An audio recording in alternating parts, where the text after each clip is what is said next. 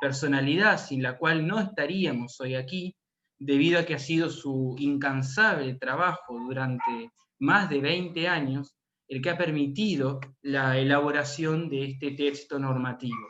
Es decir, desde ya nuestro reconocimiento al ex canciller y profesor emérito de la Universidad de la República, Diego Perti, y también a las figuras de Marta Feder y Ronald Herbert, que ya no nos están acompañando de forma física, pero sabemos que de algún lado están mirando la obra que ayudaron a construir. Entonces, el objeto de esta charla no pretende agotar ni establecer todos los elementos de este texto normativo, debido a que no estaría representando en principio lo que se conoce como derecho vivo. Es decir, es un proyecto que ya está en manos del Poder Ejecutivo para ser promulgado y será ley a partir de marzo, por lo cual esta es una primera aproximación que nos permitirá conocer las nuevas conexiones a las cuales los distintos operadores del derecho se estarán familiarizando, por lo menos a partir de marzo. Entonces, claramente no tendremos jurisprudencia al respecto, ni elementos claros sobre los cuales trabajar, pero sí podemos evaluar algunas posibilidades dadas los elementos más firmes de este texto normativo. Entonces, ¿cuál es la ubicación en el sistema de derecho internacional privado? Nuestro derecho internacional privado, tanto a nivel uruguayo como latinoamericano y europeo, tiene una diversa estructuración de fuentes. Por un lado, yo poseo fuentes de carácter supranacional, es decir, tengo tratados, convenios, acuerdos, protocolos, etc., pero en definitiva normas de carácter consuetudinario que celebran los estados, reguladas por la Convención de Viena sobre Derecho de los Tratados, y también en el marco de los organismos internacionales, como puede ser la UNIDROIT, pero también el Mercosur, ALADI, etc. Por otro lado, tengo lo que se llaman las normas nacionales, o como dice el doctor Taliche, las normas etáticas. Son aquellas que surgen de los distintos parlamentos nacionales. Este es el gran cuadro clásico y tradicional de normas de derecho internacional privado. A partir de la segunda mitad del siglo XX, asistimos a la creación de otro tipo de normas, como es la lex mercatoria, es decir, aquella normativa que surge de los propios operadores del comercio internacional. Ya tenemos, por ejemplo, las primeras normativas en cuanto a los Incoterm, que si no me equivoco es el año 1923-24, después va a venir con el influjo del comercio internacional después de la Segunda Guerra, la UNIDROIT, la UNCITRAL, entre otros organismos, que van a estar encargados de producir normas de carácter material aplicables a las relaciones jurídicas privadas internacionales mediante la autonomía y la voluntad de las partes. Es decir, que las partes, en un caso jusprivatista internacional, pueden decidir por su propia voluntad la incorporación de estos textos normativos. Espero estar siendo claro, cualquier cosa estoy acá observando el chat. Ahora bien, ante esta diversidad de normas, ya son supranacionales, nacionales, extranacionales, tenemos que establecer algún mecanismo armonizador que nos establezca de forma clara y precisa cuál es la normativa aplicable al caso. Entonces, acá tenemos dos fundamentos. Un primer fundamento es de carácter normativo y otro fundamento es de carácter doctrinario. Desde el punto de vista normativo, tenemos que el artículo primero de la Convención de Viena sobre Derecho de los Tratados de 1969, el artículo primero de la Convención de Normas Generales de Derecho Internacional Privado, los artículos 4 de los protocolos adicionales a los Tratados de Montevideo y el artículo 525.3 del Código General de Proceso establecen de forma categórica la primacía de la norma internacional sobre la norma nacional. Es decir, que la normativa que estaremos hablando se aplicará en defecto de la existencia de una norma de carácter supranacional. Después tenemos otros 3 principios que operan exclusivamente en el ámbito supranacional, que son el principio de la temporalidad, de la especialidad y de la especialidad sobre la temporalidad. Es decir, cuando yo tengo exclusivamente fuentes supranacionales, lo primero que tengo que visualizar es cuál tratado es posterior en el tiempo y cuál es más específico. En el caso que yo tenga uno más específico pero anterior en el tiempo, aplica este. Un caso práctico bastante interesante puede ser en materia contractual en caso de transporte. El Tratado del 40, o sea, el Tratado de Derecho Comercial Terrestre Internacional de 1940, se aplica, aunque por encima, por ejemplo, del Protocolo de Buenos Aires sobre jurisdicción en materia contractual. No importa la posterioridad en el tiempo, y más allá, claramente dicho protocolo después excluye las disposiciones excluye de sus disposiciones la aplicación a contratos de transporte. ¿Hasta aquí vamos bien? Bien, me alegro. Entonces, ¿cuál es el fundamento o cuál es la importancia que tiene el derecho internacional privado de fuente nacional? Entonces, el DIP de fuente nacional es como una especie de paraguas que cubre todo el espectro del derecho internacional privado en los casos en que los estados nacionales no hayan querido regular una determinada situación jurídica. Entonces, funge como paraguas para que las soluciones no se queden sin tener una regulación normativa. Lo que ha sido la codificación de la fuente nacional es muy amplia.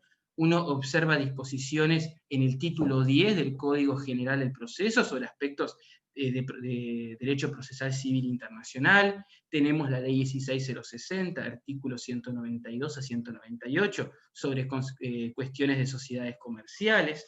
Después tenemos en materia de legalización y traducción el decreto ley 15441, también tenemos la ley 19636, que recientemente reguló la cuestión del arbitraje. Es decir, ahí la cuestión del derecho internacional privado de fuente nacional no se codificó en torno a un gran código, sino a disposiciones aisladas en materias específicas, como puede ser, por ejemplo, el decreto de ley 14701, artículo 20, que regula cuestiones en materia de cheques.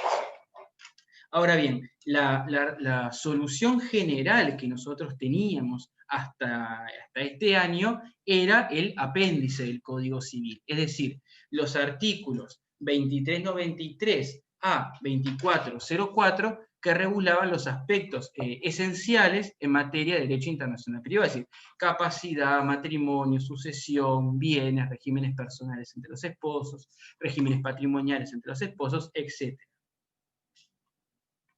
Ahora bien, este paraguas que nos ofrecía el apéndice del Código Civil había sido planeado por Vargas y Guillemet en 1941.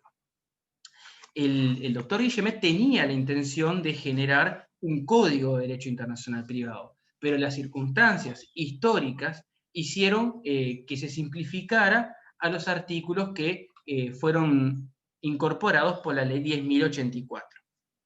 Ahora bien, desde el año 98 se ha comenzado un proceso que aún continúa y va a seguir continuando de establecer soluciones amplias, generales, en materia de derecho internacional privado en nuestra fuente nacional. Y es lo que nos convoca el día de hoy, la nueva ley de derecho internacional privado. Comenzaremos diciendo, cuáles son los grandes temas de nuestra disciplina que están contenidos en la misma. Nosotros podemos diferenciar, nuestra disciplina tiene un primer aspecto que es la teoría general, es decir, los elementos, las reglas de juego sobre las cuales se edifica el derecho internacional privado. Después tenemos las cuestiones de derecho civil internacional, de derecho comercial internacional y de derecho procesal, ya sea civil o penal internacional. Ahora bien, esta ley de derecho internacional privado viene a traernos, por ejemplo, en el ámbito del derecho civil, soluciones sobre comuriencia, ausencia, capacidad de ejercicio, profundiza los aspectos de protección de incapaces, habla de la filiación, las obligaciones alimentarias, es decir, todas categorías que no habían sido previstas en el apéndice y que tenían que ser aplicadas por la vía interpretativa o mediante los mecanismos de integración. Asimismo, tenemos también una regulación muy amplia en materia de teoría general, y en cuanto a lo que refiere al derecho comercial, tenemos regulación en materia de la persona jurídica comercial, las formas de los actos jurídicos. Tenemos una ampliación extraordinaria en materia de contratos, es decir, el artículo 2399, que era el que regulaba la macrocategoría actos jurídicos, se amplía y se profundiza de manera extraordinaria. El elemento más importante es la incorporación de la autonomía de la voluntad, y también tenemos una profundización excepcional en cuanto a las consideraciones específicas de la jurisdicción internacional. Entonces, nosotros, en definitiva, vamos a estar haciendo un corte transversal en el estudio de esta disciplina a través de la nueva ley de derecho internacional privado. La charla claramente va a estar enfocada en visualizar los aspectos más importantes de estos tres pilares, estos dos grandes pilares, tres pilares, perdón, el derecho, la teoría general, el derecho civil internacional y el derecho comercial internacional. Entonces, ¿qué es la teoría general? Como dije anteriormente, son esas reglas de juego sobre las cuales se edifica nuestra comprensión de la disciplina. En la misma podemos entender desde cómo se estructuran nuestras normas, ya sea normas de conflicto, normas materiales o normas territoriales, o como le dice la nueva ley, normas de aplicación necesaria. Después, aquellas condiciones a través de las cuales se aplica el derecho extranjero, es decir, la teoría de los derechos adquiridos, el conocimiento del derecho extranjero, su interpretación y aplicación, así como las excepciones a la aplicación de este derecho extranjero. Entonces, ¿cuáles son esos grandes cambios y continuidades? Bueno, si uno analiza los primeros aspectos de la teoría general, en cuanto a la estructura de la norma de conflicto, uno puede percibirse que los dos grandes problemas que nos encontrábamos hasta ahora eran la cuestión previa y el reenvío. En cuanto a lo que es la cuestión previa, nosotros observábamos una solución en la Convención Interamericana sobre normas generales de derecho internacional privado, en el cual su artículo 7 establecía que estas cuestiones previas, preliminares o incidentales no debían ser resueltas necesariamente por lo que llama la teoría de la equivalencia. Hasta aquí voy a hacer un breve paréntesis. El concepto cuestión previa es el siguiente. A la autoridad jurisdiccional se le presenta un caso, matrimonio, régimen de bienes en el matrimonio, sucesiones, etc., en el cual la autoridad jurisdiccional debe entender una situación jurídica nacida antes de esa que se le presenta, y esa situación jurídica le otorga validez y eficacia a la que se le presenta a la autoridad jurisdiccional. Entonces, ante este planteamiento, la teoría establecía dos caminos: el camino de la lex formalis fori y el camino de la lex formalis causae. Es decir, subsumir jerárquicamente la cuestión previa a la principal o darles un tratamiento autónomo. Nuestro derecho internacional privado de fuente supranacional no se inclinaba por ninguna de estas consideraciones.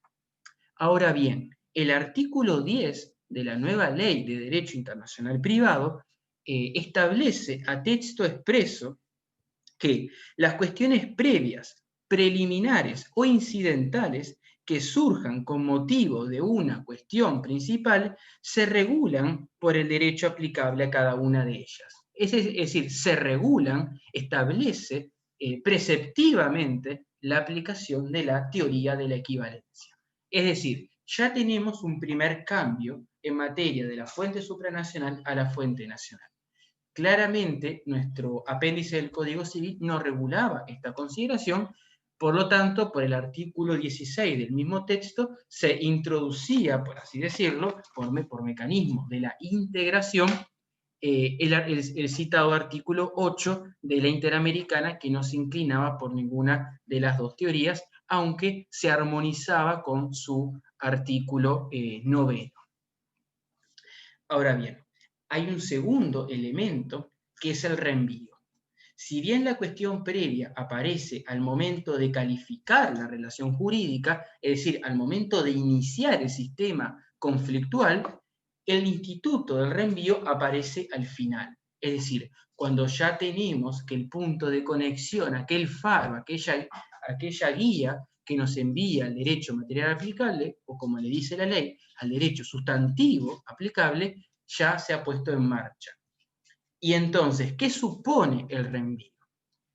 Este instituto lo que supone es que cuando ese proceso de envío hacia el derecho sustantivo aplicable se realiza, consideramos que si hay una referencia máxima, es decir, que nos dirigimos a todo el ordenamiento jurídico de ese Estado, ya sea sus normas de derecho internacional privado, tanto como sus normas nacionales, y ese ordenamiento jurídico poseía una categoría sobre la cuestión con un punto de conexión diferente al de nuestro ordenamiento jurídico, podría darse el instituto del reenvío. Es decir, que ese trabajo intelectual de importación de la norma comenzara a girar entre los dos estados. Cuando pasaba esto, el aplicador del derecho optaba por aplicar la lex fori, es decir, la ley de su foro. Entonces, en cuanto a la regulación anterior, nosotros nos encontrábamos que en términos generales no había sido regulado. Estaba la posición del profesor Canon Pedragosa, que distinguía que el artículo 2 de la Convención Interamericana sobre normas generales de derecho internacional privado, al establecer que los jueces deben aplicar de oficio el derecho extranjero, tal como lo harían las autoridades del derecho del Estado del cual proviene, decía, bueno, en ese supuesto, si el derecho extranjero reconoce el instituto del reenvío, este debía operar.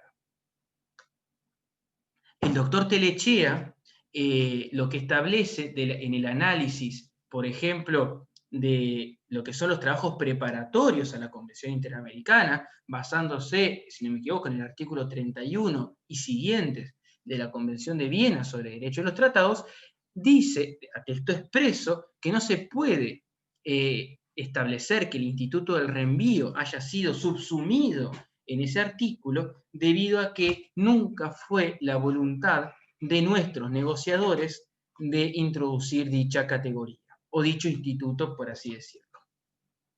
Ahora bien, en nuestra nueva ley de derecho internacional privado, sí tenemos una posición expresa al respecto. Entonces, esta posición establece en su artículo 12, y leo, dice, cuando resultara aplicable el derecho de un Estado extranjero, se entiende que se trata de la ley sustantiva de ese Estado con exclusión de sus normas de conflicto. Lo establecido en el inciso primero, o sin perjuicio lo establecido a texto expreso por otras normas, o cuando la aplicación de la ley sustantiva de ese Estado al caso concreto se torne incompatible con la finalidad del caso, ahí podríamos estar operando dicho instituto. Pero en principio entendemos de la lectura de la ley y de la lectura de lo que es la exposición de motivos, que no es voluntad del legislador aplicar el instituto del reenvío. Ahora bien, este instituto no es necesariamente foráneo en nuestro derecho internacional privado de fuente tanto supranacional como nacional, porque hay regulaciones en el artículo 5 de la Interamericana sobre filiación, en el artículo 3 del Protocolo de San Luis sobre accidentes de tránsito, y en toda la normativa, tanto supranacional como nacional, en materia de sociedades comerciales, es decir, la Convención Interamericana sobre Sociedades Comerciales, el Tratado de Derecho Comercial del 40 y la Ley 16060, que prohibían este instituto a texto expreso. Ahora bien, aunque en realidad, esas tres hablan más que nada del fraude a la ley, no tanto del reenvío, me corrijo brevemente. Ese es justamente el tercer elemento que veníamos a hablar, es decir, la existencia del fraude a la ley. El fraude a la ley supone, en esencia, que utilizando el sistema conflictual, es decir, las normas de conflicto, se tergiverse su aplicación para obviar un determinado derecho material aplicable. Es decir, el fraude a la ley es cuando yo utilizo el derecho para no aplicar la normativa de un determinado Estado y aplicar la de otro porque me sea más beneficiosa. En este caso, teníamos que a nivel general, nuestro Estado, en homenaje a Quintín Alfonsín, había reservado dicha disposición de la Convención Interamericana, pero ahora sí la había contenido o incorporado en materia de sociedades comerciales en los artículos que había mencionado, es decir, la Convención Interamericana sobre sociedades comerciales, el Tratado del 40, de Derecho Comercial Terrestre Internacional, la Ley 16060, artículo 196. Es decir, ya teníamos una regulación particular. Ahora bien, en materia de fraude a la ley a nivel nacional, ahora sí vamos a contar por vez primera con una normativa de carácter específico. Entonces, el artículo 7 establece que no se aplicará el derecho extranjero designado por una norma de conflicto cuando artificiosamente se hubieran evadido los principios fundamentales del orden jurídico de la República. ¿Y qué significa esto? Bueno, para evitar la aplicación de determinado régimen sucesorio, claramente para evitar la aplicación de un sistema fiscal determinado, es decir, cuando el objeto de la configuración del punto de conexión sea evadir la legislación de un Estado, aplicará este instituto del fraude a la ley. Otro instituto que opera como excepción a la aplicación del derecho extranjero es la institución desconocida. La institución desconocida no hay demasiadas consideraciones debido a que ha sido regulada prácticamente con otra redacción, pero de la misma manera en nuestro derecho internacional privado supranacional y en la nueva ley de DIPR, es decir, que no se aplicará el instituto de un Estado extranjero cuando sea absolutamente desconocido. Es decir, que al no poder ser homologado a un instituto nacional, él mismo no aplicará.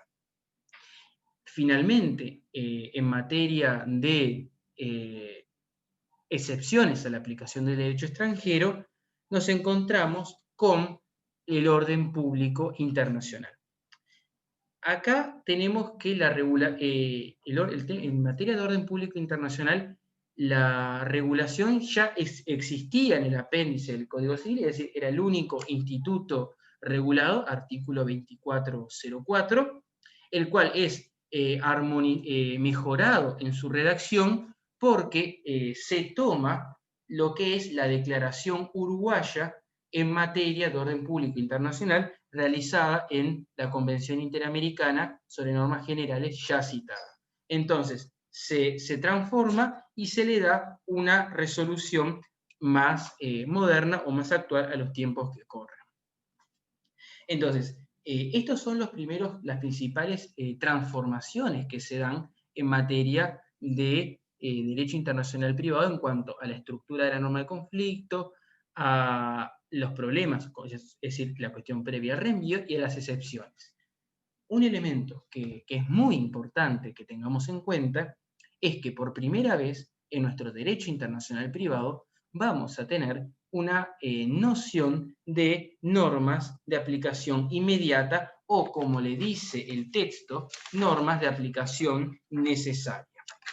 Es decir, este tipo de normas son aquellas que coartan la continuidad jurídica de las relaciones a priori, es decir, antes de poner en funcionamiento nuestro sistema de derecho internacional privado, tenemos una norma que establece la exclusión del mismo para una determinada categoría o tema. El derecho sustantivo uruguayo tiene algunos ejemplos muy determinados, muy marcados. El artículo 19, parágrafo 2 del Código de Minería, el cual establece que en materia de negocios mineros, sea cual fuere el derecho aplicable o la jurisdicción aplicable según las normas de conflicto, siempre aplicará el derecho uruguayo. Y lo que hace es blindar toda posibilidad porque establece, es de orden público esta disposición y será contenida de forma obligatoria en todos los contratos mineros. Es decir, que para esa categoría, contratación internacional, tema minero, siempre teníamos la aplicación de la ley uruguaya y de los tribunales patrios. Ahora bien, en materia de derechos humanos estaba la ley 10783, que es la que a través de la cual nuestro país reconoce derechos civiles y políticos a la mujer. En dicha ley establecía la posibilidad, entre otras cosas, de la mujer de establecer su propio domicilio conyugal y de disolver, en el caso de la disolución del régimen de bienes en el matrimonio, no habla específicamente de la mujer, pero habla de ambos cónyuges, disolver dicho régimen. Es decir, esas normativas eran consideradas normas de aplicación inmediata o norma de aplicación necesaria como tenemos actualmente. Entonces, ¿cuál es el concepto que establece el artículo 6 de la nueva Ley de Derecho Internacional Privado? Dice que las relaciones jurídicas privadas internacionales, es decir, aquellas relaciones jurídicas, una relación jurídica privada es en la que participan dos sujetos que técnicamente se encuentran en igualdad de condiciones, y la misma es internacional cuando hay elementos de extranjería relevante o componente foráneo consagrado por nuestros textos, tanto convencionales como nacionales. Es decir, un elemento de extranjería relevante podría ser la nacionalidad, pero nuestro sistema de derecho internacional privado no lo consideró, aunque igual vamos a hacer una consideración sobre el tema de domicilio más adelante. Entonces continúa. Las relaciones jurídicas privadas internacionales que son reguladas o están abarcadas por normas imperativas de aplicación necesaria que la República haya adoptado para el cumplimiento de políticas sociales y políticas económicas, no serán sometidas a las normas de conflicto. Puede el tribunal, cuando lo considere pertinente, aplicar las disposiciones imperativas del derecho de otro Estado con el cual el caso tenga vínculos relevantes.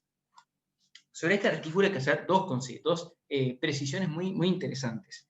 La primera es una gran expectativa en torno a qué entenderá nuestra jurisprudencia por políticas sociales y económicas. Ese es el primer aspecto que me gustaría resaltar, o sea, qué se entenderá por las mismas.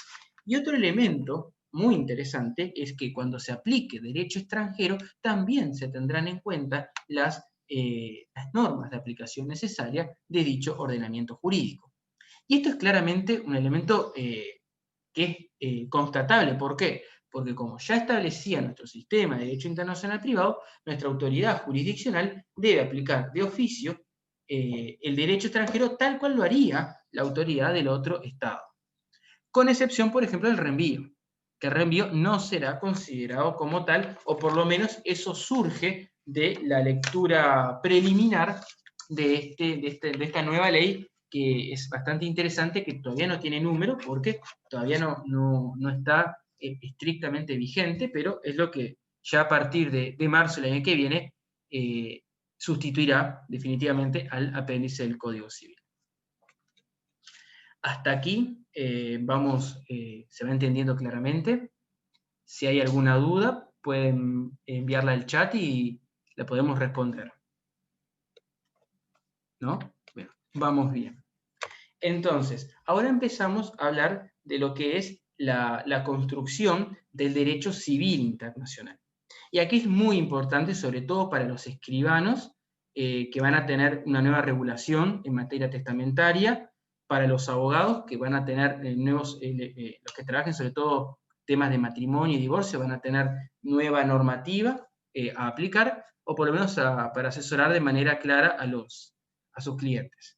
Entonces, empecemos por el principio. ¿Cuáles son las innovaciones? La primera gran innovación es la establecida por la definición clara y material y de carácter subsidiario del principal punto de conexión de nuestro ordenamiento jurídico, que es el domicilio. Hasta entonces, el artículo 2393 del Código Civil decía que el Estado y la capacidad de las personas se rigen por la ley del domicilio. El 2397 decía que las relaciones patrimoniales entre los cónyuges se regían por la ley del primer domicilio matrimonial, etc. Pero no teníamos una consideración ni de conflicto ni material en torno a la consideración de dicho punto de conexión. En la fuente supranacional observábamos una solución conflictual en materia del Tratado del 89 y una solución material subsidiaria en el Tratado de Derecho Civil Internacional de Montevideo de 1940 y la Convención Interamericana sobre domicilio de la persona física. Artículo 5 del 89, artículo 5 del 40 y artículo 2 de la Interamericana. ¿Qué hace la ley de derecho, la ley o el proyecto de ley general de derecho internacional privado? Tomar los aspectos del Tratado del 40 y los aspectos de la Interamericana, fundirlos en un mismo artículo y establecer en su artículo 14 que el domicilio de la persona física capaz debe ser determinado en su orden, es decir, en materia subsidiaria, por las circunstancias que a continuación se enumeran. El primer elemento habla de la residencia habitual y, a diferencia del Tratado del 40, le quita el animus manendi, es decir, el ánimo de permanecer. Posteriormente establece la residencia del núcleo familiar en el cual convive. Es una redacción más moderna que la que nos proporciona el Tratado del 40, y después habla del centro principal de su actividad laboral o de sus negocios, y aquí es interesante, no habla como el Tratado del 40, solo centro principal de sus negocios, sino centro de su actividad laboral y o negocios. Posteriormente nos habla de la simple residencia o el lugar donde se encuentra. Hasta aquí es una mixtura entre las disposiciones del Tratado del 40 y las disposiciones de la Interamericana, con lo cual no tendremos grandes transformaciones en la aplicabilidad, más que nada tener en cuenta las diferencias que existen entre ambos, entre los diversos tratados y la nueva fuente nacional, pero dicha disquisición se evacúa con las reglas que vimos anteriormente sobre la elección de la fuente, que a su vez está contenida en el artículo 1 de la ley. Posteriormente agrega determinados domicilios específicos. El primer domicilio específico que agrega es en materia de domicilio de los diplomáticos o de las personas que cumplan una misión oficial y de los funcionarios de organismos internacionales. Este artículo lo viene a colación o es traído, ampliado y mejorado en su redacción del artículo 5 de la Convención Interamericana sobre domicilio de la persona física. Es decir, que en principio no tenemos una gran innovación, simplemente que la tarea la tarea es mucho más sencilla, puesto que no tenemos que recurrir al mecanismo de la integración y recurrir al mecanismo de la integración a través del artículo 16 del Código Civil. Es decir, tenemos ya una aplicación bastante directa. Un elemento que es muy importante es la transformación que vamos a tener en materia del punto de conexión domicilio de las personas físicas incapaces. Y acá me voy a detener. Hasta ahora teníamos la solución ficto-forzosa del Tratado de 1889, Tratado de Derecho Civil, artículos 6 y 7, la solución ficto-forzosa del Tratado de 1940 y la solución ficto-forzosa con un agregado material en materia de la Interamericana.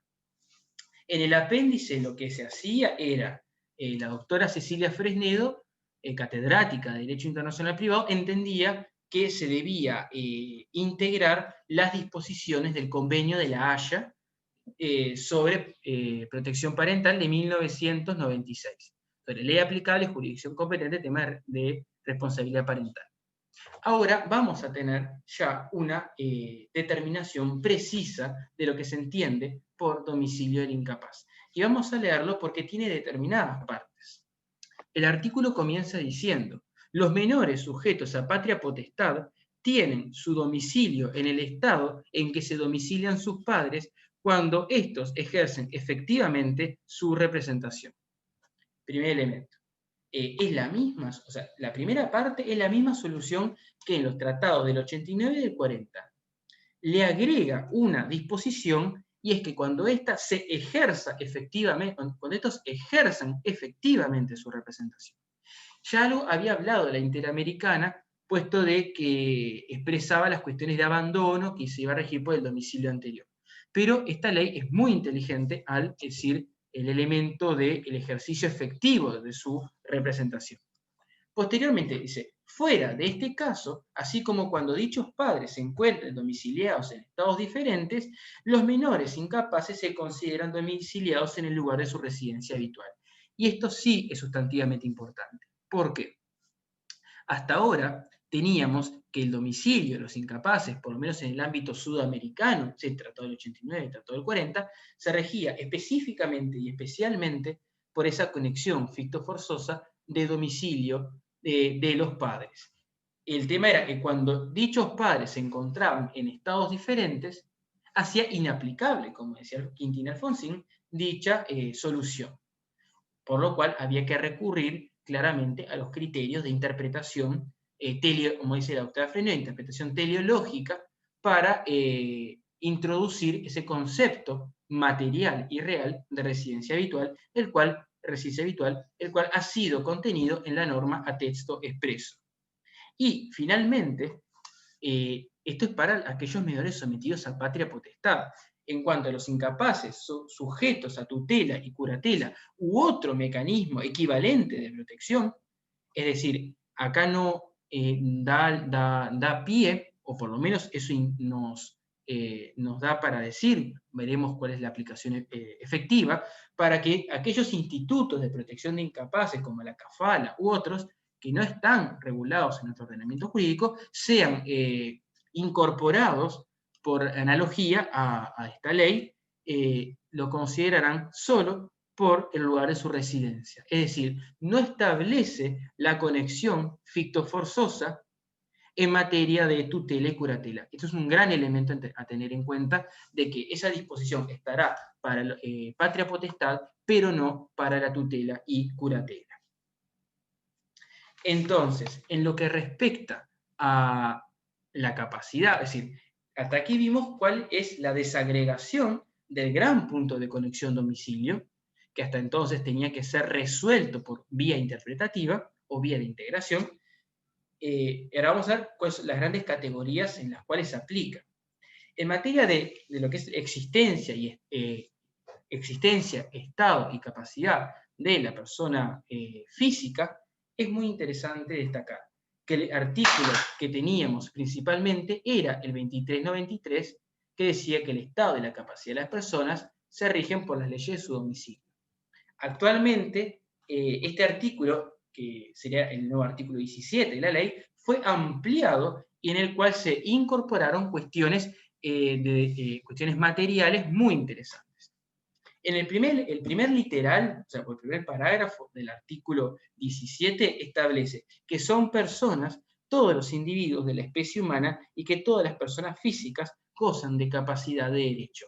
Esto no es más que la confirmación de las disposiciones de nuestro propio Código Civil que están introducidas en esta nueva Ley General de Derecho Internacional Privado. ¿Qué pasaba? Antes quizás no fue necesario introducirlas porque ya estaban contenidas en nuestro apéndice, en nuestro Código Civil, pero ahora al estar establecidas en una ley aparte, es muy interesante dicha disposición. Y el segundo parágrafo establece que la determinación de todos los extremos relativos a la existencia se rigen por la ley aplicable a la categoría involucrada.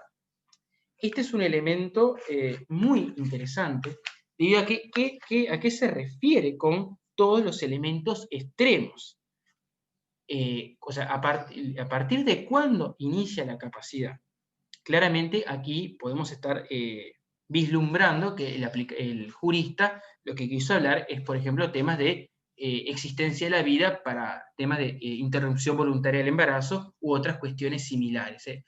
Como puede ser, por ejemplo, lo que está ahora en tela de juicio, la posibilidad de la eutanasia. Es decir, yo interpreto que esas dos cuestiones extremas son de las que se está refiriendo nuestro legislador, pero vamos a esperar a cuál es la aplicación futura de este artículo 17, el cual creo que va a dar que hablar en el punto de vista de la jurisprudencia.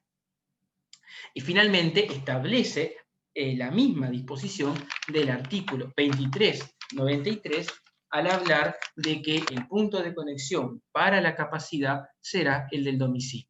Es decir, tenemos el mismo punto de conexión con dos disposiciones materiales que son incorporadas.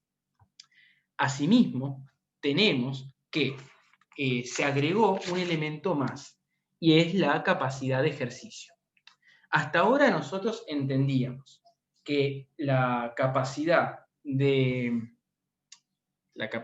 goce era una cuestión de ius cogens, es decir, en norma imperativa del derecho internacional, y nunca estaba en tela de juicio. Entonces, tanto la capacidad de goce como la de ejercicio quedaban contenidas en el 2393. Y su contracara, que era la incapacidad, para los aspectos generales, también estaba contenida en el 2393, y para aspectos bastante particulares, en el 2396, también ya derogado.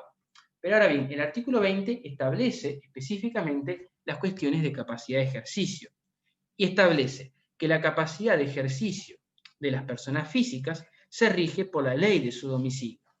A efectos de determinar si una persona posee o no capacidad de ejercicio, es decir, la doctrina italiana, con la queta a la cabeza, establece que la capacidad de ejercicio es tener aptitudes físico y psíquicas que permitan realizar actos y ser responsables por dichos actos. Entonces, física se rige por la ley de su domicilio. A efectos de determinar si una persona posee o no capacidad de ejercicio, se considerará domicilio su residencia habitual. Posteriormente no se reconocerán incapacidades fundadas en razones de carácter penal, raza, religión, sexo, nacionalidad u opinión. Y esto es interesante, puesto de que uno piensa muchas veces que los derechos humanos, como en nuestro país, gracias a Dios, están garantizados, es la media del mundo. Y lamentablemente no. Es decir, hay tradiciones jurídicas, por ejemplo, de raigambre arábica o de raigambre africana, que establecen determinadas limitaciones a personas, ya sea, por ejemplo, en los casos de raigambre arábica, a las mujeres o personas de otras religiones, como pasa en algunos lugares del sudeste asiático, con lo cual no es un tema menor establecer a texto expreso que no se considera dificultad de capacidad de ejercicio por estas consideraciones. Aún más cuando esa noción cosmopolita del ser humano, salvo en estas épocas de pandemia, cuando pase la pandemia, esa noción cosmopolita del ser humano se ha ido profundizando por el abaratamiento de los costos de transporte, la posibilidad de viajar, etc., y la posibilidad de establecer relaciones jurídicas, privadas, internacionales, desde la comodidad de nuestro hogar. Es decir, cuando uno compra, ya sea por Amazon, etc., algo, está haciendo un contrato. Y ese contrato tiene una localización específica, porque el comprador está en un estado, la empresa que gestiona la compraventa está en otro estado, y quizás el vendedor está en un tercer estado y la mercadería pasa por diversos estados. Es decir, uno a veces piensa o ve al derecho internacional privado como algo lejano, etéreo, pero el actual avance del Internet y de los medios electrónicos están haciendo que el derecho internacional privado cobre una vigencia y una notoriedad específica. Claramente, las grandes discusiones en esta área van a ser, o son, mejor dicho, dónde están localizadas esas relaciones jurídicas. Es decir, saliéndonos un poco del marco de la ley, uno puede pensar matrimonios celebrados a distancia, donde un cónyuge está en un estado A, otro cónyuge en un estado B, y quizás el ministro o autoridad designada está en un tercer estado y los casa. Eso ya puede estar a la luz del camino y tenemos que encontrar dónde esa relación jurídica que tenemos que darle validez tenga su sitio. Ya hace quizás 20, 30 o 40 años pensábamos que estos contratos a distancia eran cosas muy escasas y hoy en día son la regla. Entonces, claramente podemos tener o empezar a pensar soluciones para las nuevas relaciones jurídicas privadas internacionales que uno ya puede asegurar, como señalan los españoles, van a ser de carácter virtual. Ahora vamos a ver lo que es la protección de incapaces y, si a ustedes les parece, hacemos un pequeñísimo recreo de 10 minutos para distendernos un poco y volver a la segunda parte con algunas cuestiones sobre sucesión y derecho comercial. En materia de protección de incapaces, nosotros teníamos en la solución del Tratado del 89 un régimen extraterritorial para los aspectos personales y un régimen territorial para los aspectos patrimoniales. En el Tratado del 40 teníamos, al igual que en los aspectos personales, un régimen de carácter extraterritorial, y se había innovado en materia patrimonial en el Tratado de Derecho Civil del 40, un régimen extraterritorial con una limitante, como decía el tratado, de todo aquello que no esté prohibido por la ley del lugar de situación de los bienes en estricto carácter real. Esa era la regulación. Ahora bien, nosotros tenemos que en protección de incapaces se reguló de manera amplia el precioso artículo 21, el cual tiene 3 partes. La primera establece que la protección de los incapaces, la patria potestad, tutela y curatela, salvo las obligaciones alimentarias, o sea, el primer párrafo establece que la protección de los incapaces, la patria potestad, tutela y curatela, se rigen por la ley del domicilio del incapaz. Y el domicilio del incapaz era el que habíamos definido previamente en el artículo 16. El segundo párrafo dice que la misma ley rige los derechos y deberes personales entre los incapaces y sus padres, tutores o curadores, salvo las obligaciones alimentarias que tienen regulación expresa en dicha ley. Asimismo, dice, rige los derechos y obligaciones respecto de los bienes de los incapaces en todo lo que, sobre materia de estricto carácter real, no esté prohibido por la ley del lugar de situación de los bienes. Es decir, se establece a nivel general una extraterritorialidad para los aspectos personales y una extraterritorialidad limitada para los aspectos patrimoniales. Ahora bien, ¿cuándo aplicará este artículo 21? Bueno, aplicará cuando nos toque un Estado parte que no sea, perdón, nos toque un ordenamiento jurídico involucrado que no sea parte del Convenio de la Haya sobre ley aplicable, jurisdicción competente y competencia internacional en materia de responsabilidad parental de 96. Es decir, uno puede ya visualizar que las situaciones jurídicas que van a ser contenidas dentro de este artículo 21 serán aquellas que sobre las cuales nos aplica el Convenio de la Haya, que para que se hagan una idea, hay 52 países que ya lo han aplicado y son más que nada aquellos estados nacionales con los cuales nuestro país tiene mayores vínculos jurídicos. O sea, no es la normalidad que se nos presenta en casos de africanos o del sudeste asiático en esta temática, o por lo menos lo que uno puede llegar a visualizar.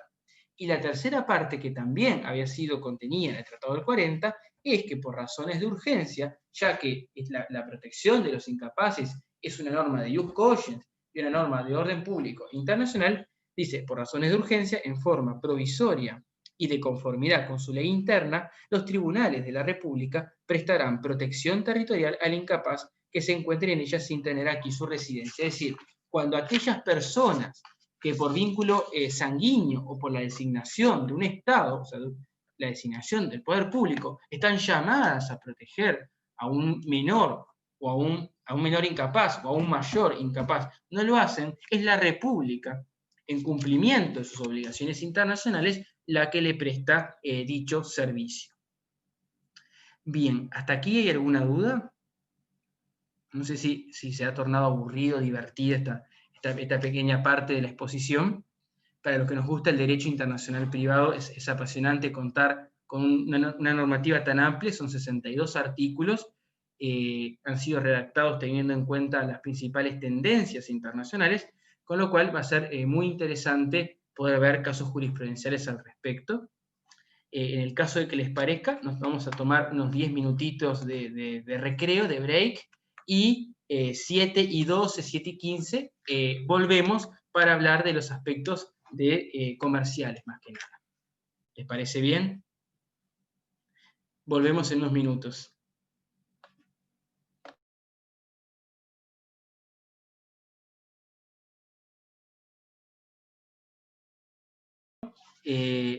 Bienvenidos a todos nuevamente. Estamos aquí continuando con la segunda parte de nuestro análisis de la nueva ley de Derecho Internacional Privado. Primero que nada, quiero felicitar a los participantes que siguen aquí fielmente viendo estos cambios y continuidades en esta nueva ley de Derecho Internacional Privado. Nos habíamos quedado en lo que era el inicio del régimen que se llama el derecho de familia. En este aspecto tenemos que en materia matrimonial y divorcio no hay grandes cambios, más que nada es la determinación del domicilio conyugal, pero sí tenemos dos elementos que cambian sustantivamente, que son las relaciones personales entre los cónyuges y las relaciones patrimoniales entre los cónyuges. Es decir, son los artículos 24 y 25. Antes de esto, nosotros teníamos que estos elementos estaban regulados también de forma muy no profunda en los tratados del 89 y del 40, y aquí se establece una regulación más específica. El artículo 24 de la ley dispone, en cuanto a lo que son las relaciones personales entre los cónyuges, que las mismas se rigen por la ley del domicilio conyugal. Hasta aquí es a la par de lo que venía siendo el apéndice del Código Civil, artículo 2396. Lo interesante es que en el parágrafo siguiente establece que si esto no existiere, dichas relaciones se rigen por la ley del Estado del último domicilio conyugal. Y esto es importante debido a que era una de las posiciones doctrinarias, si no me equivoco, la de la profesora Terra Córdoba, que marcaba en cuanto cuando los cónyuges no tenían domicilio común. Y a su vez establece un tercer elemento que dice, fuera de los casos anteriores, las cuestiones que se susciten sobre las relaciones personales entre los cónyuges se rigen por la ley del domicilio de cualquiera de ellos, es decir, el que elijan de consumo. Dice, si esto se produjera una controversia entre un tribunal judicial, el actor podrá optar por la ley de cualquiera de esos dos domicilios. Y en cuanto a lo que se refiere a las relaciones patrimoniales, y acá tenemos sí el cambio sustantivo. Hasta ahora, hasta hace un año, menos de un año, las relaciones patrimoniales entre los esposos fuera de los tratados, las relaciones patrimoniales entre los esposos se regulaban por la ley del primer domicilio matrimonial. Es decir, nuestro legislador le había otorgado una fijeza a ese domicilio conyugal, o a ese primer domicilio conyugal que hubieran establecido. Claramente teníamos la ley 10783, que era una norma de aplicación inmediata que coartaba cualquier relacionamiento injusto en el establecimiento o cese de dichas relaciones conyugales, de dichas relaciones patrimoniales. Pero ahora lo que tenemos es que el artículo 25 establece de forma categórica que las convenciones matrimoniales sobre el régimen de bienes se rigen por la ley del Estado donde se otorguen. Es decir, ya no es ese primer domicilio matrimonial, sino la ley del Estado que las otorgue. Y en defecto de convención, dichas relaciones patrimoniales se rigen por la ley del Estado del primer domicilio conyugal. Es decir, el que era el punto de conexión específico para la categoría, aquí se convierte en subsidiario.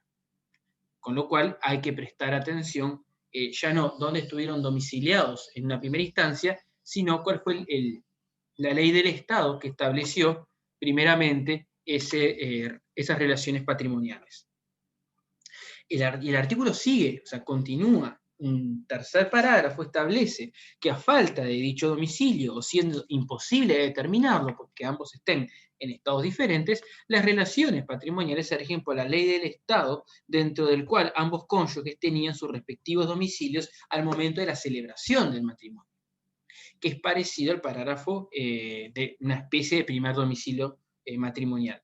Y a su vez hay un cuarto parágrafo, dice, fuera de estos casos, es decir, cuando todo esto no resultare aplicable, las relaciones patrimoniales entre los cónyuges se rigen por lo que es el punto de conexión de la categoría matrimonio, es decir, la ley del lugar del estado de la celebración del matrimonio. Esto es muy interesante, puesto que este artículo 25 busca evitar cualquier problema de aplicabilidad, otorgándonos nada más ni nada menos que 4 conexiones. Y el artículo continúa, porque posteriormente dice que la ley que resultara aplicable en virtud de las normas anteriores, es decir, de los 4 grandes criterios, rige todo lo que es sobre materia de estricto carácter real no esté prohibido por la ley de lugar y situación de los bienes. Es decir, otra vez tenemos un elemento de extraterritorialidad con una clara limitación en materia de estricto carácter real. Y continúa el artículo.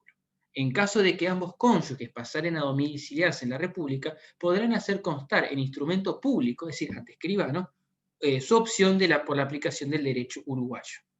Es decir, todo lo que veníamos viendo hasta ahora puede ser dejado de lado porque los cónyuges decidirán que ya no desean que dichas relaciones patrimoniales se rijan por lo que es la ley de esos estados, sino por la ley del derecho, por el sistema jurídico uruguayo.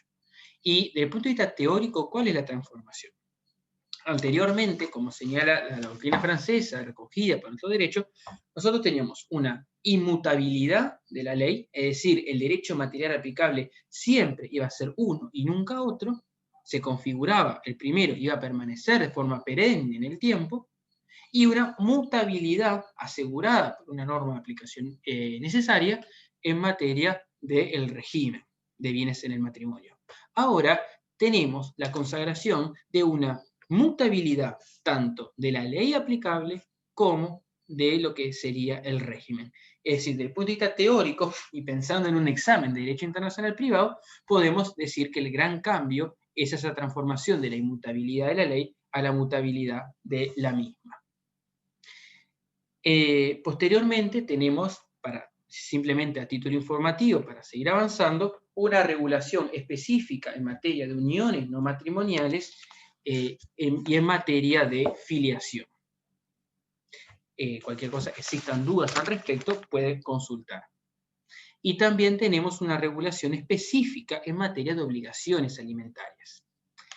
Hay que tener claro lo siguiente: la codificación del derecho internacional privado de fuente nacional no ha culminado. Hay cuestiones que ustedes se acordarán de mí en los próximos meses que van a empezar a ser reguladas. Es decir, este no es el fin, sino el principio del comienzo. Es decir, vamos a seguir teniendo textos normativos que cubran los diferentes aspectos. ¿Por qué no lo hizo esta ley? Porque esta ley no tiene espíritu de ser un código de derecho internacional privado. Es decir, claramente, desde el punto de vista formal, no existe diferencia entre código y ley. O sea, ambos son leyes emanadas del Parlamento. Ahora bien, desde el punto de vista más teórico, uno puede pensar que el código es aquello que regula todo una parcela del derecho, y la ley para temas más que nada específicos. En materia de derecho internacional privado, lo que tenemos, tanto en la fuente nacional como internacional, es esa voluntad de ir regulando categoría a categoría. esta ley es la última, no, simplemente es el principio de un largo camino que será la nueva codificación del derecho internacional privado de fuente nacional.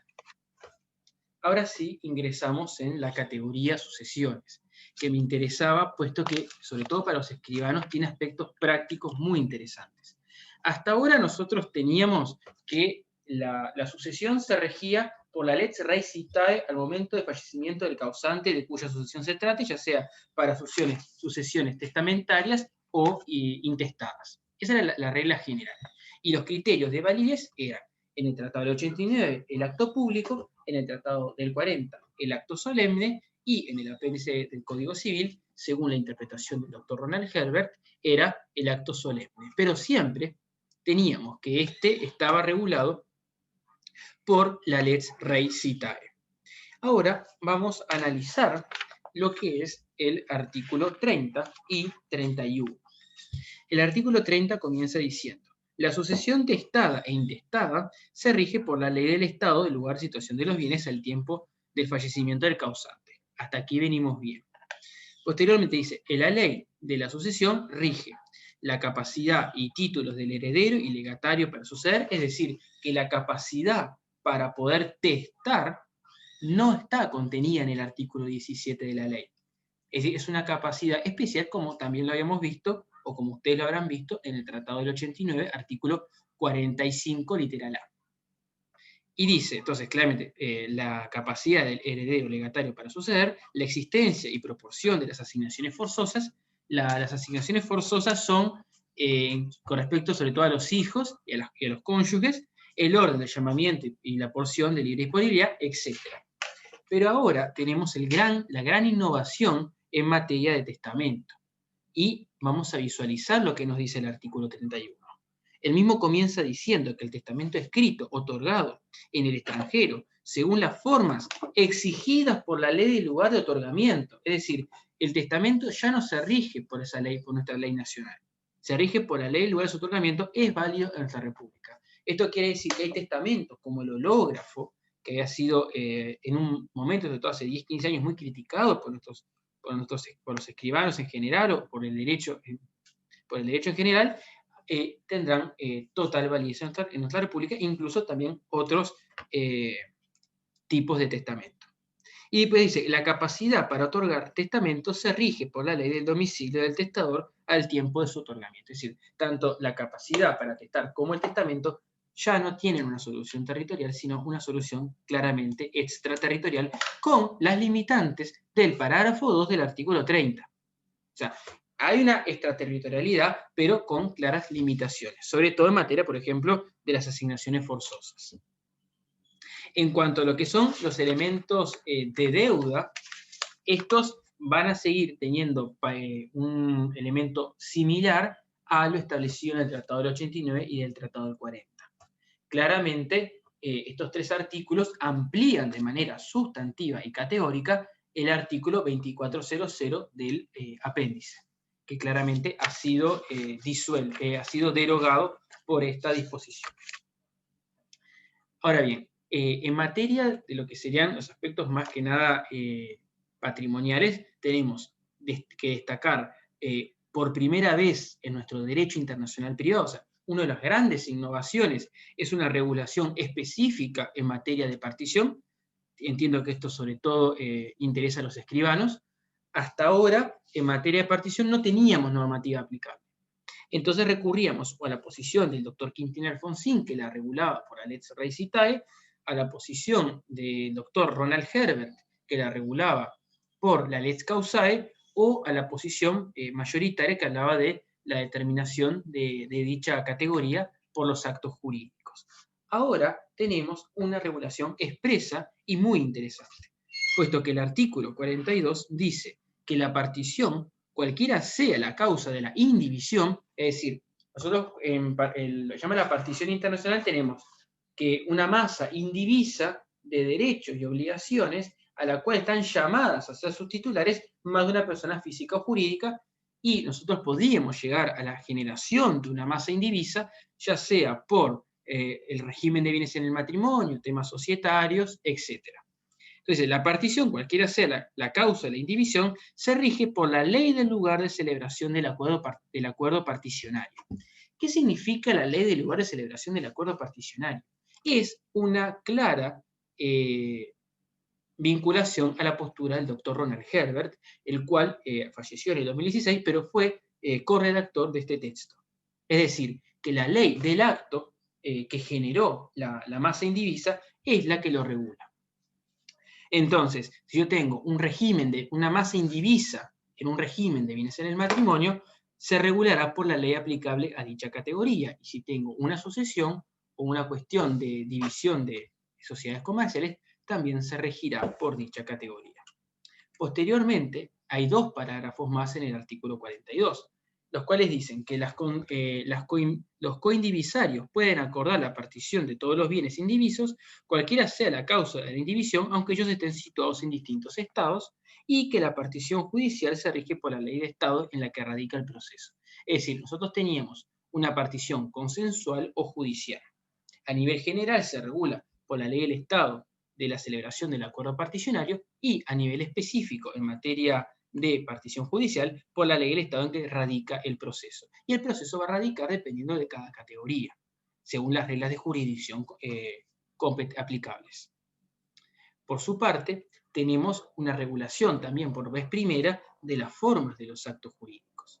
Esta simplemente la voy a mencionar puesto de que es una idéntica redacción a la dada por el artículo 36 del Tratado de 40. Y ahora entramos en lo que son los aspectos más importantes en cuanto a las obligaciones contractuales. Hasta ahora nosotros teníamos que en materia de obligaciones contractuales iba a regir 23 en materia de DIP, es el Derecho Internacional Privado de Fuente Nacional. Teníamos artículo 2393, 2399, que hablaba de que la ley hablaba del punto de conexión, ley lugar de cumplimiento, decía, los actos jurídicos se rigen en cuanto a su naturaleza, validez y efectos por la ley de lugar de su cumplimiento, interpretándose esta con las reglas de los artículos 34 a 38 del Tratado 89 inclusive. Esa es más o menos a nivel general la redacción del 2399. Entonces teníamos que la ley aplicable dependía de si estábamos hablando de una obligación de dar o de hacer, si dábamos cosa cierta determinada, se regía por la ley donde ya existía al momento de la celebración del contrato.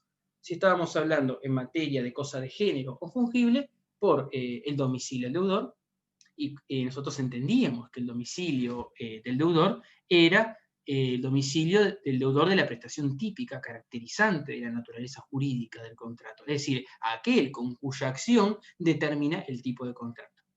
Y después teníamos que las prestaciones de servicios podían tener eficacia sobre un lugar, y ahí aplicaba la ley de producción de sus efectos, o sobre una cosa que también iba por si no me equivoco, lo voy a revisar, iba por las de cosa, por la ley del lugar donde existían al tiempo de su celebración, y la del lugar sobre la donde hayan de producirse sus efectos. Y en caso de que los efectos se produjeran en más de un estado, teníamos el domicilio del deudor, es decir, el mismo punto de conexión en materia de cosa cierta y determinada. Ahora bien, esto no es que se rompa, sino que hay como dicen los filósofos, una hermenéutica en la continuidad. Es decir, se van a hacer transformaciones, pero esas transformaciones van a incorporar elementos jurídicos ya existentes en materia supranacional, elementos jurídicos nuevos y la continuidad de las disposiciones anteriores. Entonces, empecemos a analizar el largo artículo 44, 45 y 48 de esta ley. El primer elemento.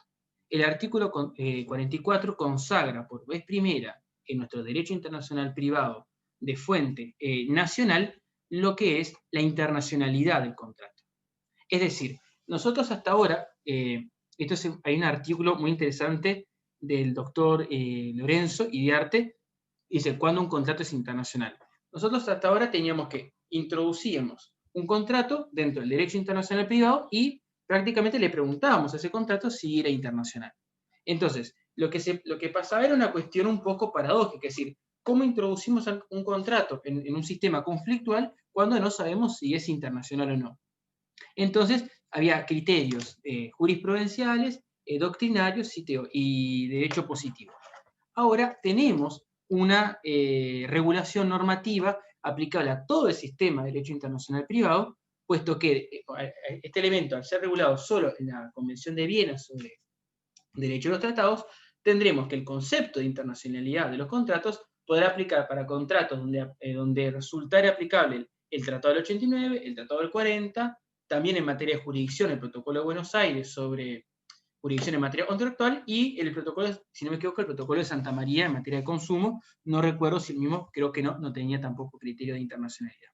Entonces, el artículo 44 establece: se entiende que un contrato es internacional si las partes tienen su residencia habitual o establecimiento en estados diferentes, o el contrato tiene vínculos objetivos relevantes con más de un estado. El contrato no puede ser internacionalizado por mera voluntad de las partes. Esta disposición más o menos fue la que fue dada en la ley 19636 sobre arbitraje comercial internacional. Es decir, viene en la línea de lo que es el trabajo de la UNCITRAL, un poco limitado, porque nuestro país todavía sigue limitando un poco el tema de la autonomía de la voluntad, pero más o menos a nivel general es aquello establecido por la UNCITRAL, y también aquello establecido por lo que fue en su momento la Convención de Viena sobre compraventa internacional de mercaderías. Entonces es el primer elemento, que es el de internacionalidad del contrato, el cual debe ser interpretado, como dice la ley, de la manera más amplia posible. Y ahora bien, una vez que tenemos la convicción jurídica de que el contrato es internacional según los criterios establecidos por nuestro legislador, vamos a ver lo que es la ley aplicable. Y aquí tenemos dos grandes elementos. Un elemento subsidiario, ya lo adelanto, que son las tradicionales disposiciones de los tratados del 89 y del 40. Es decir, las que en otrora habían sido las disposiciones categóricas y únicas, ahora son de carácter subsidiario o se aplican en defecto de elección de ley, puesto que el artículo 45 establece que los contratos internacionales pueden ser sometidos por las partes al derecho que ellas elijan. Es decir, un contrato internacional puede ser regido por el derecho inglés. Y después dice: de acuerdo a lo establecido en los artículos 13 y 51 de la presente ley, las partes pueden elegir normas de derechos generalmente aceptadas a nivel internacional como un conjunto de reglas neutrales y equilibradas, siempre que emanen de organismos internacionales en los que la República Oriental del Uruguay sea parte. Es decir, la aplicación de los principios de la UNIDROIT, la aplicación de los Incoterm, se consagra esa posibilidad. Claramente allá habían sido aplicados en otros contratos, pero acá tenemos una consagración manifiesta. Y después dice: la remisión al derecho vigente de un Estado debe entenderse con exclusión a las normas de conflicto. Es decir, no da la posibilidad de reenvío en materia contractual, como ya lo habíamos visto en los primeros artículos de la ley. Entonces, también tenemos que este acuerdo de legislación debe ser expreso y desprenderse únicamente de las disposiciones contractuales. Y el mismo no es forzoso, es decir, si elijo tal derecho, ese no tiene que aplicar en todo momento, sino que puede ser modificado por las partes. Entonces, claramente es una solución sumamente moderna y sumamente amplia, la cual uno puede aplaudir. En defecto de esta legislación, aplican las disposiciones de lo que era el 2399 con la remisión expresa, que acá está contenida en la ley, del Tratado del 89 y del 40, es decir, artículo 34 del 89 y artículo 38 del 40. Y tenemos, asimismo, lo que es una cláusula de excepción. O sea, ustedes recordarán que el artículo 40 del Tratado del 40 establecía que cuando todo el sistema establecido en dicho tratado sobre determinación de la ley aplicable a los contratos no podía ser operado, el mismo se regía por la ley del lugar de su celebración. Es decir, hay el tratado, la nueva Ley General de Derecho Internacional Privado innova y también consagra esta disposición. Antes de esto, el doctor Telechea operaba el siguiente razonamiento: en el Tratado del 40 aplicaba de manera armónica. Si era aplicable el Tratado del 89, teníamos que denegar las disposiciones del 89 por considerarlo tema no regulado, ir a las disposiciones de nuestro derecho internacional privado de fuente nacional e integrar el Tratado del 40 a dicho texto normativo. Con lo cual, acá tenemos una simplificación absoluta dada por el artículo 49 de la futura ley general. Y tenemos también que esto no opera para todos los contratos.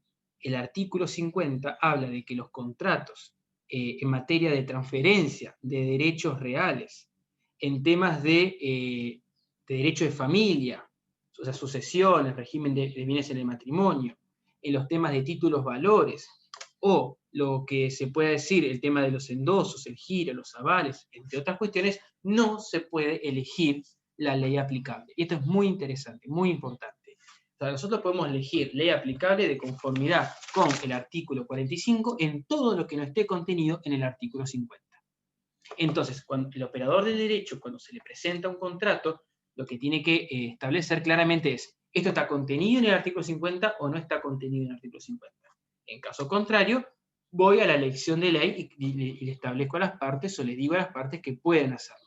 En caso de que no lo hagan en ningún momento, cuando surgiere una controversia, aplicarían las disposiciones subsidiarias del artículo 48 u 49.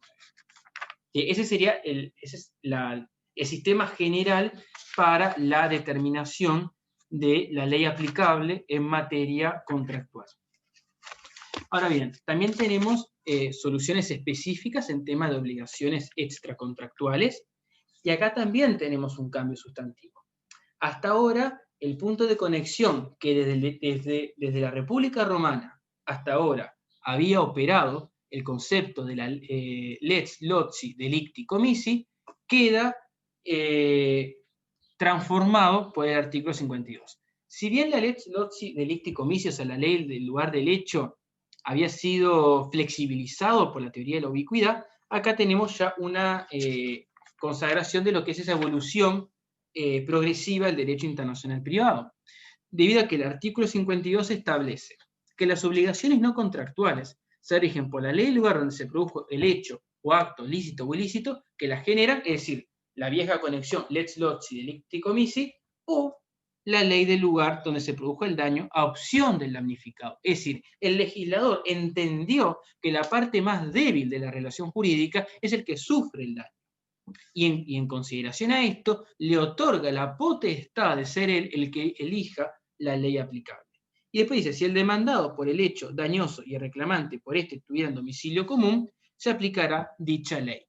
Este concepto del domicilio común es lo que en el protocolo de San Luis había sido establecido en el artículo 3, que se desprende del caso norteamericano de Bacon, si no me equivoco, que se llama el The Proper Law of the Tort, es decir, buscar el centro de gravedad fáctico con aquel lugar donde la proyección de ese daño tenga más vínculo.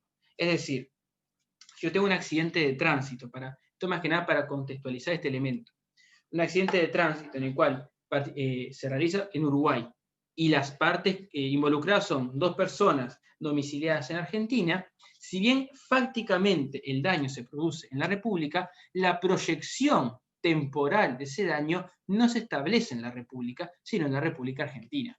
Por lo tanto, este concepto de proper law of the tort lo que hace es establecer el centro de gravedad fáctico de la relación donde entiende que se proyecta el daño.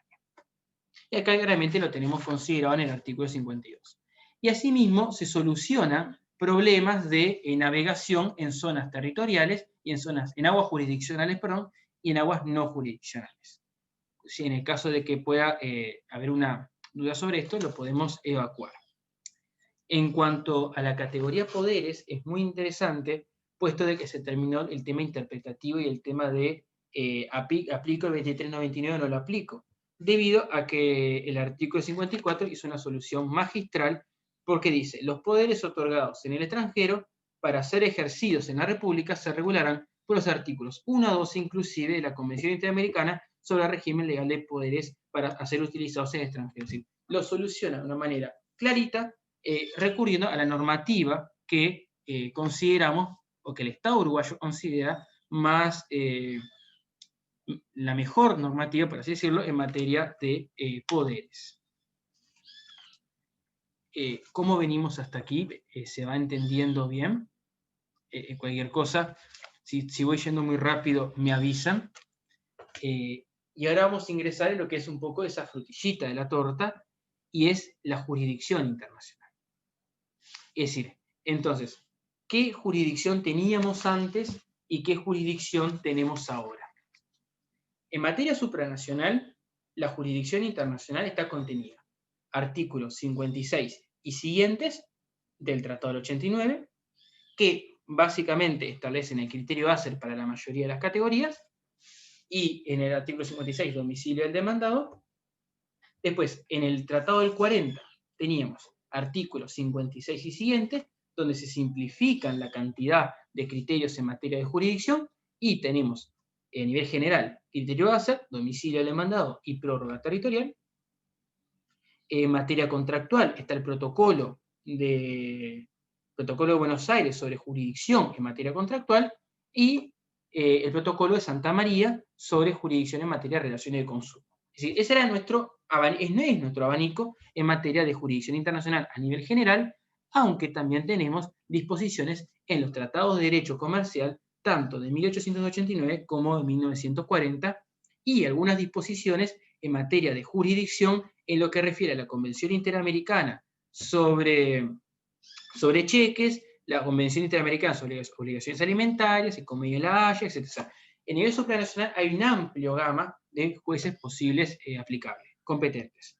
En el ámbito nacional, hasta ahora, teníamos un único artículo, 2401, dice que son competentes para entender las cuestiones sobre aquí se traten los jueces a cuya ley resultará aplicable, o los jueces del domicilio del demandado. Es decir, teníamos nada más que dos criterios de jurisdicción.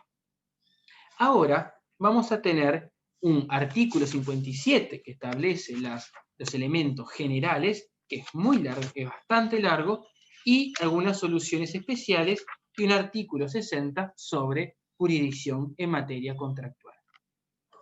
Desagregándolo de una manera pragmática, tenemos que el artículo 57 lo que establece son aquellas situaciones jurídicas que serán pasibles de ser resueltas ante los tribunales nacionales. Y entonces establece distintos criterios. Cuando la parte demandada esté domiciliada en la República, cuando la parte demandada tiene en el territorio de la República establecimiento, agencia, sucursal u otra forma de representación, cuando la materia constituye objeto de la pretensión deducida, es decir, cuando el objeto del litigio está en otro país, y para juzgar la pretensión de objeto de una reconvención cuando tenga jurisdicción internacional respecto de la acción que dio mérito a la misma. Y después tenemos una serie de criterios que incluye también lo que son los criterios de los tribunales, la excepción de los tribunales patrios. Son bastantes. Yo ya me adelanto a pensar que lo que van a ser los próximos exámenes de Derecho Internacional Privado, cuando se estudie el Derecho Internacional Privado de Fuente Nacional, antes era el 2401, ahora tendremos literalmente unos más de 10 literales solo para determinar la jurisdicción uruguaya, o sea, cuando nuestros tribunales asumirán competencia, en el artículo 57. Y después tenemos soluciones especiales en materia de medidas cautelares para la protección de incapaces, en temas de tráfico, restitución y tráfico internacional de menores, en materia de relaciones de consumo y en materia, por primera vez, de contrato de trabajo. Es decir, esta ley innova y establece que el contrato de trabajo es un contrato específico al cual le da un tratamiento especial, y es que dice que en materia de contrato de trabajo, cuando el reclamante es el trabajador y se domicilia en la República. Y ahora bien, llegamos finalmente a lo que es la jurisdicción en materia contractual.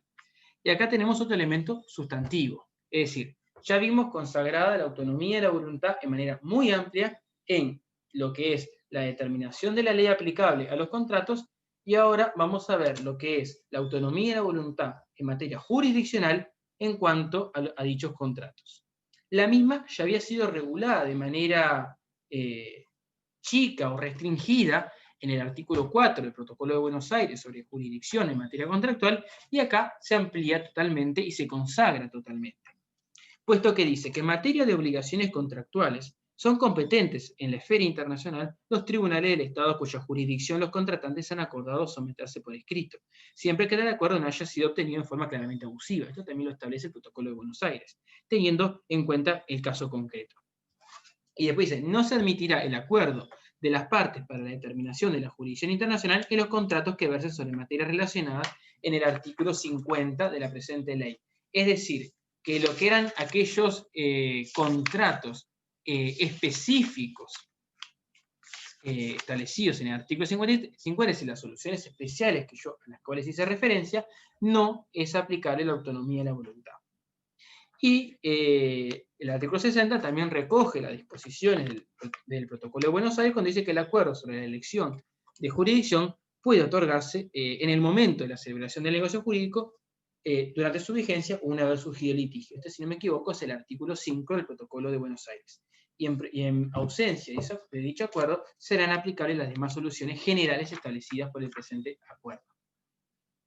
Y el último elemento es la jurisdicción exclusiva. Es decir, hay determinados aspectos a los cuales nuestra República le otorga la jurisdicción exclusiva sin considerar las reglas precedentes o la autonomía de la voluntad. Puesto que el artículo 61 dice que la jurisdicción exclusiva de los tribunales de la República tiene carácter excepcional y debe interpretarse restrictivamente y carece de fuero de atracción sobre otras cuestiones que puedan plantearse respecto al mismo asunto. Y en especial, y a modo de ejemplo, es decir, no es de manera taxativa, se considera materia de jurisdicción exclusiva de la República los derechos reales sobre bienes situados en ella, sistemas registrales organizados por esta, y esto es muy importante, regímenes de protección en propiedad intelectual e industria en su territorio, y arrendamientos de bienes inmuebles situados en su territorio, si fuere de aplicación el régimen estatutario. Es decir, hasta aquí lo que hemos visto fue la consagración de la teoría general del derecho internacional privado en materia general y las disposiciones en materia de derecho civil internacional como comercial internacional, tanto para ley aplicable como para juez competente. Es decir, hemos hecho una especie de corte transversal por todo el derecho internacional privado a la luz de las disposiciones de la Ley General de DIPR, que entrará en vigor a partir de marzo del año que viene. Bien, hasta acá ha sido la parte expositiva. Espero no haber sido muy aburrido en la misma y que hayan podido entender los aspectos sustantivos de forma y de fondo que pretende esta nueva ley, y quedo abierto a las preguntas que puedan llegar a tener. Si hay alguna pregunta al respecto, avisan por el chat, que lo estoy viendo aquí.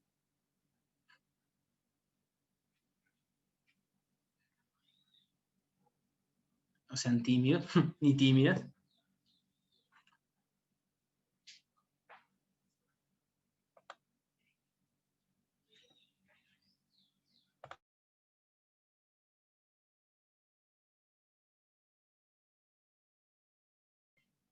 Y claramente, no sé si había apagado, ¿qué pasó? Claramente les recordamos que vamos a tener un regalo para todos los participantes cuando reciban lo que es el certificado, el análisis de la ley, o sea, la ley de derecho internacional privado a nivel general, con las concordancias de la fuente supranacional.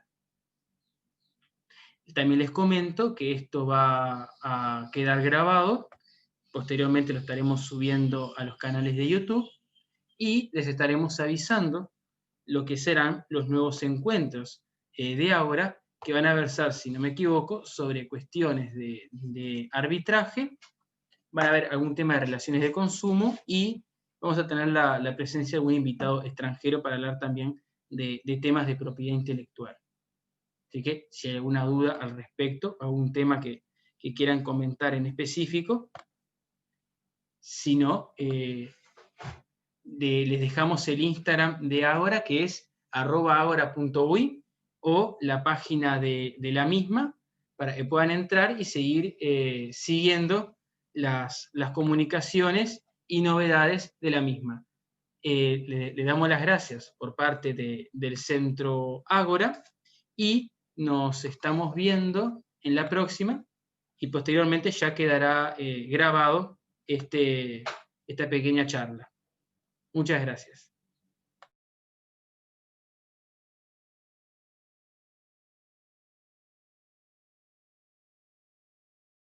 Pero.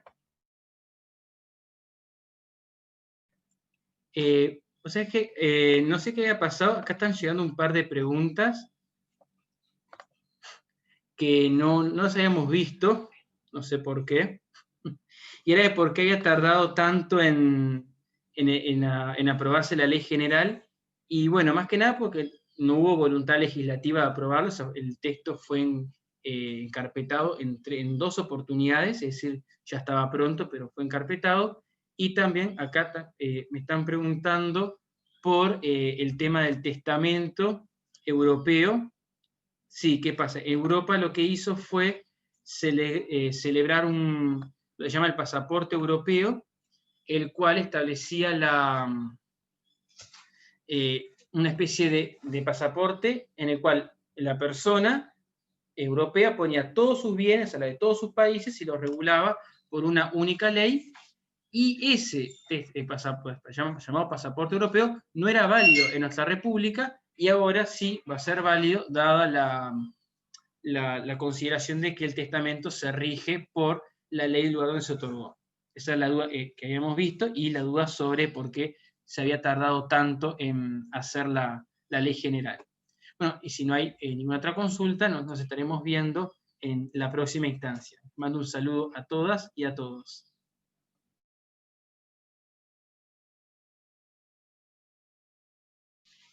Bueno, ahora sí damos por finalizada la charla, y antes que nada, de parte del Centro Ahora, queremos comentarle las gracias por participar. La realidad es que es la primera charla que nosotras hacemos por parte de la organización. Recién arrancamos, entonces es para nosotros como un desafío, digamos, y poder implementar estas charlas, principalmente por todo lo que es la producción y el tiempo que requiere hacerla por parte de los licenciados que van a estar presentes a partir de ahora en más. Los invitamos a seguirnos en nuestras redes sociales, Instagram, @ahora.uy, y en Facebook, Centro Ahora, para que puedan estar al tanto de nuevas charlas, nuevas dinámicas. Ahí también subimos información relevante con respecto a la carrera y con otros encuentros. Así que cualquier cosa estamos a disposición, y bueno, muchas gracias de verdad por estar estas 2 horas, y muchas gracias al licenciado también por ser parte de esto, que para nosotros nos llena de orgullo que hayan formado parte. Nos vemos entonces muy pronto con nuevas charlas, y cualquier cosa quedamos a disposición a futuro.